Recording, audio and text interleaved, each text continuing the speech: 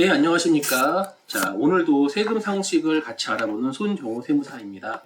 네, 오늘은 뭘 볼 거냐 하면, 세금의 어떤 커다란 분류를 좀 살펴볼까 해요. 흔히 얘기할 때 세금을 어떻게, 분류해서, 그 특징으로 이제 분류를 하겠죠. 그래서 이걸 뭐 다 볼 건 아니고요. 정말 중요한 거, 우리가 이제 신문을 읽거나 여러 가지 상식적인 부분에서 세금을 이제 크게 어떻게 분류하느냐 이 부분에 대해서 좀 살펴볼까 합니다. 자, 과세권자에 따라서 세금을 일단 국세와 지방세로 구분할 수 있죠. 그래서 흔히들 이제 잘못 생각하시는 게 뭐냐면 취득세 같은 게 나왔는데 이제 국세청에 가는 게 아니냐? 아니죠. 취득세나 재산세 같은 지방세는 과세권자가 누구죠? 예, 지방자치단체이기 때문에 각 구청이나 시청의 어떤 세무과 그쪽으로 이제 문의를 주셔야 되고, 자, 법인세나 소득세나 부가가치세 같은 국세는 자, 과세권자가 이제 국가인 경우죠. 자, 이런 경우에는 국세청에서 이제 관할을 하는 거죠. 그래서 각 세무서 그쪽에 이제 문의를 하셔야 되는 거죠. 그래서 국세는 과세권자가 국가냐, 지방자치단체냐에 따라서 국세와 지방세로 분류가 됩니다. 자, 관세냐, 내국세냐. 우리가 흔히 세금이다 그러면, 우리가 대부분 느끼는 건 다 뭐냐면 내국세예요. 그렇죠?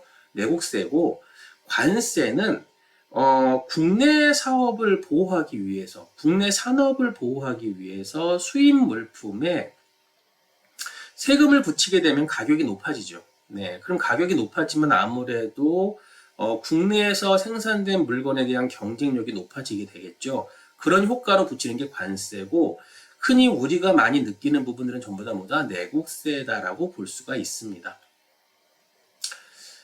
자, 독립세와 부가세의 차이는 뭐냐 하면, 흔히 이제 계산 구조를 완전히 가지고 있다. 이거를 이제 독립세라 그러고, 계산 구조를 가지고 있지 않고 다른 세금에 붙어서 과세되는 거. 이제 이것을 부가세라고 얘기하죠. 그래서 표현하기를 독립된 세원이 존재한다. 네. 독립된 세원이 존재하기 때문에 과세 대상이 존재하기 때문에 그 과세 대상의 어떤 그 세금 계산 구조를 가지고 계산하는 것을 독립세라 하고, 독립된 세원이 존재하지 않기 때문에 다른 독립세의 몇 프로, 뭐 다른 세금의 소득세 10%, 뭐 이런 식으로 다른 세금의 몇 퍼센트 해가지고 부과되는 세금을 부가세라고 합니다. 그냥 뭐 상식적으로 알아두시면 되고요. 우리가 흔히 아는 대부분의 세금은 다 독립세예요. 그런데 다른 세금의 일정 퍼센트에서 부과되는 게 뭐라 그런다? 부가세라고 얘기를 합니다. 이제 조세 부담 전가 여부, 이건 조금 중요한 분류가 되겠죠. 흔히들 얘기할 때. 자, 간접세부터 볼게요. 납세 의무자와 실제 세금을 부담하는 자가 다르다. 네, 대표적으로 부가가치세가 여기 해당합니다. 간접세에 해당하죠. 그래서 부가가치세의 납세 의무자는 누굴까요? 네, 사업하시는 사업자분들이에요. 그렇죠? 근데 이 사업자분들의 세금을, 이 부가가치세를 누가 부담하는가? 네, 소비자가 부담합니다.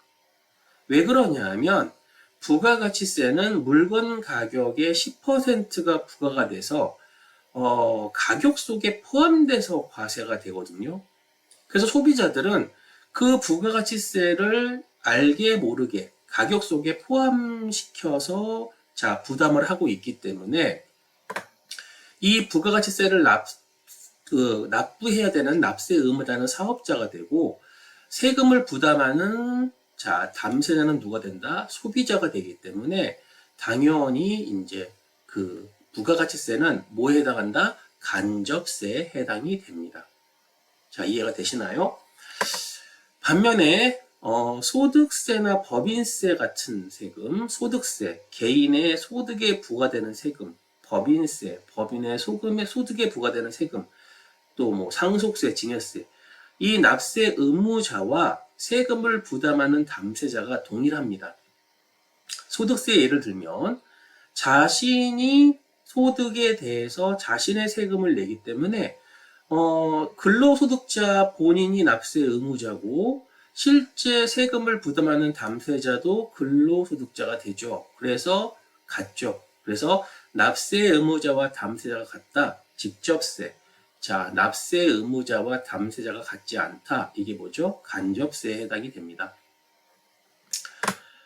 우리가 많이 보는 세금은 거의 종가세예요. 과세 표준을 뭘로 표현했다? 네, 가액, 금액으로 표현되어 있다. 여러분들이 느끼는 시중에서 보는 많은 세금들이 다 뭐다? 과세 표준을 화폐 가치, 가액으로 표시하는 세금이기 때문에 종가세에 해당이 됩니다. 네, 종량세는 수량, 리터당 얼마, 1kg당 얼마 이런 식으로 표현되게 종량세인데 여러분들이 많이 보는 세금들은 전부 다 뭐다? 종가세다라고 보시면 됩니다. 그 다음에 사용 목적에 따라서 보통세와 목적세로 구분하는데 여러분 이 목적세는 쉽게 알 수 있습니다. 어떻게? 자, 그 지출 목적이 세금 이름에 붙어 있어요.